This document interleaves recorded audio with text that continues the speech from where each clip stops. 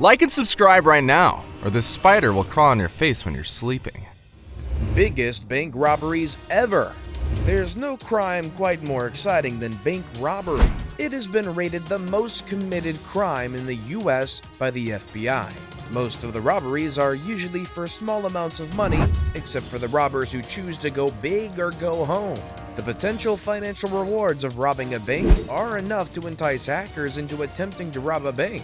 Unfortunately, some of the bandits never make off with much more than a few $1,000s before swiftly getting apprehended, while others are always in the luck of pulling off the heist without ever being caught.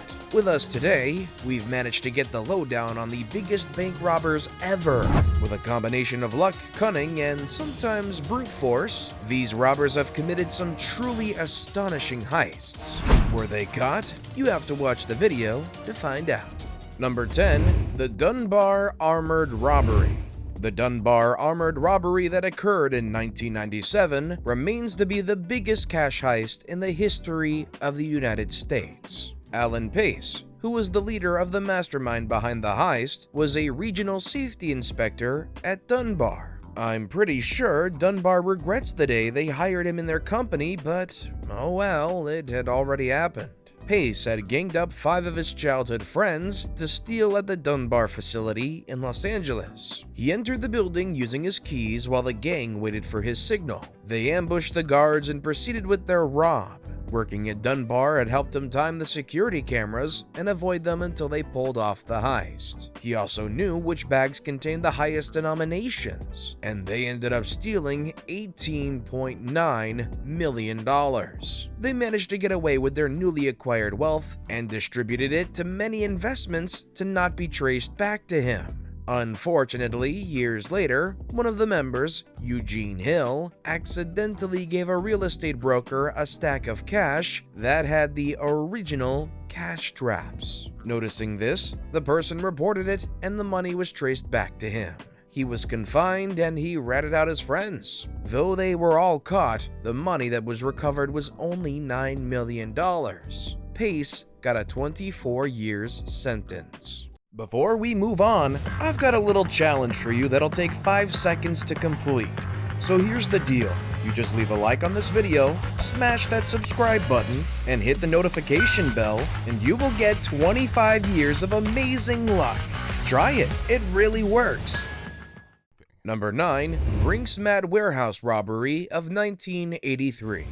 On November 26, 1983, 6 robbers broke into the BRINKS Mat. It is said that the robbers had gone with a mindset of stealing 3 million British pounds in cash. To their surprise, they found 3 tons of gold bullion, which was worth 26 million British pounds. They had a very good knowledge of the warehouse, including all the closed-circuit television and the security cameras, making them able to work undetected for a long time until the arrival of the security staff. They handcuffed the staff and injured some of them. Luckily for them, they were able to make away with the money. Their heist also included diamonds that were worth £12,000, 2 traveler checks pouches, and 3 drums of scrap gold. However, it all came to a halt, for a BRINKS employee named Anthony Black confessed to passing information to his sister's spouse, Brian Robinson, the mastermind of the crime. Sadly, the gold and the money were never recovered. Number 8. The Great Train Robbery of 1963. The Great Train Robbery of 1963 was carried out by a gang of 15 robbers led by Bruce Reynolds. If you're wondering how they managed to rob a train, then this is how they did it. They sabotaged the signaling equipment for the railway, making the train make an unexpected stop. It happened that the second carriage from the front of the train was carrying a high-value package from Glasgow for Euston.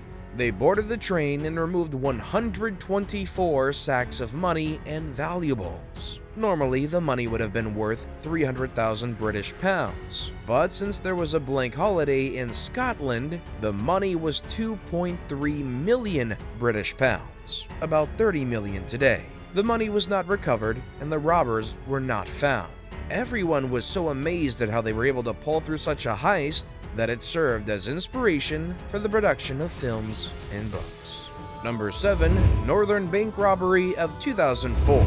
The Northern Bank Robbery of 2004 is the most interesting heist in UK history. Such an incredibly interesting heist. A large group of robbers managed to take 26.5 million British pounds, which is an estimated 51.6 million today. They posed as police officers and went to the homes of the then 2 Northern Bank executives in Poleglass and Loughton Island respectively. Ward's family was held captive in his home, and he was transferred to McMullen's house. They took McMullen's wife to the forest south of Belfast and held her hostage.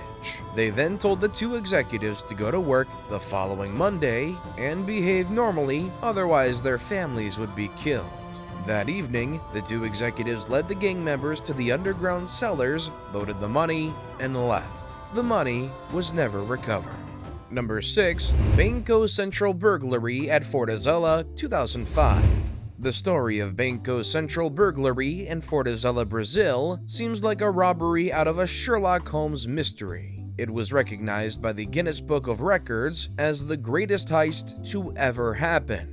25 burglars made away with 164 million Brazilian reals. The robbers had bought a house, renovated it, and did some gardening in it just to hide their 100-meter tunnel that led to the BANCO Central. The alleged mastermind was kidnapped and murdered in 2005. The bank managed to recover only $9 million. The other criminals were arrested, while others were never found.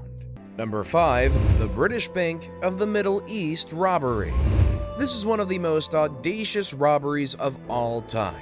A group of robbers decided to rob the British Bank of the Middle East by using an explosive to burst through the wall of a Catholic church that neighbors the British Bank of the Middle East. Once they had created that destruction and had managed to get themselves inside, they were all prepared with professional locksmiths to crack open the steel-reinforced cellars where all the money was stored.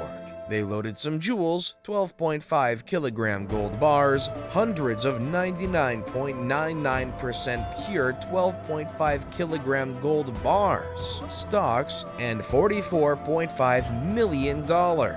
Lucky for them, they were not caught, and the stolen money was never recovered. Number 4. The United California Bank Heist.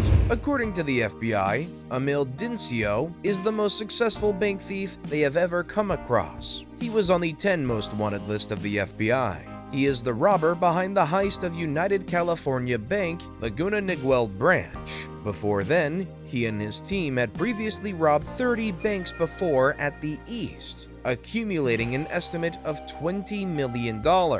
His missions are always well done, with no evidence that traces anything back to him. Dionisio had a deal with Hoffa into stealing the money. So what led Hoffa to hire someone to steal from the bank? Well, President Richard Nixon was involved in grabbing cash from lobbyists, and with the deadline of the new law of the Federal Election Campaign Act of 1971 now looming, he had to hide all of his dirty money. He made a deal with Jimmy Hoffa, the leader of the International Brotherhood of Teamsters, to release him in return for $3 million in cash and the Teamsters' endorsement. What pissed off Hoffa was when he found out that the deal included him being banned from all union activities for 8 years. After walking out of prison in 1971, he contacted Dionisio to find out where the money was taken and sent him to steal it back.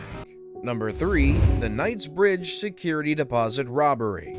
Valerie Vici was a wanted person in Italy even before pulling off the KNIGHTSBRIDGE robbery. He had committed more than 50 armed robberies. In 1987, he and his assistant walked into a bank and innocently asked to rent a safety deposit box. After being led to the vault, they pulled out their guns and overpowered everyone, including the guards and bank manager. They then audaciously put a closed sign on a bank door and let their friends in to help them heist. They broke into as many safety deposit boxes as possible and walked away with $97 million or more in 1987 value. They were able to identify several members of the gang and arrested most of them, but Vici fled to South Africa. Later, when he returned to Europe, he was captured. Before his release years later, he got involved in a gunfight with the police, which resulted in his death.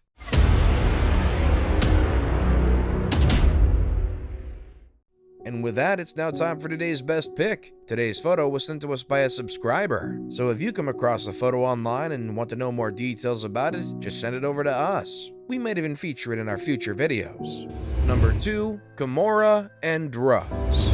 The person in the photo was not caught because of bank robbery, but rather drug trafficking, forgery of credit, and money laundering among many. The supply of the drug took place mainly through members of the Mozzarella clan of San Giorgio a Cremano, a group of 15 people. They were a mafia-like organization. Investigations were conducted and revealed everything. The state police of Caserta were coordinated by the District Anti-Mafia Directorate of Naples and arrested them. Number 1. The Securitas Depot Robbery. These are the only robbers who managed to work out with a king's ransom and even leaving some behind because their lorry couldn't load more money. They timed the manager of the Securitas cash depot while he was driving and abducted him, posing as police officers. At the same time, at his home in Herne Bay, other gang members abducted his son and wife, also posing as policemen. All three were reunited after and were taken to Tunbridge, and the gang managed to tie up the family and 14 members of staff. They then loaded large amounts of banknotes into a 7.5-ton white lorry and drove away.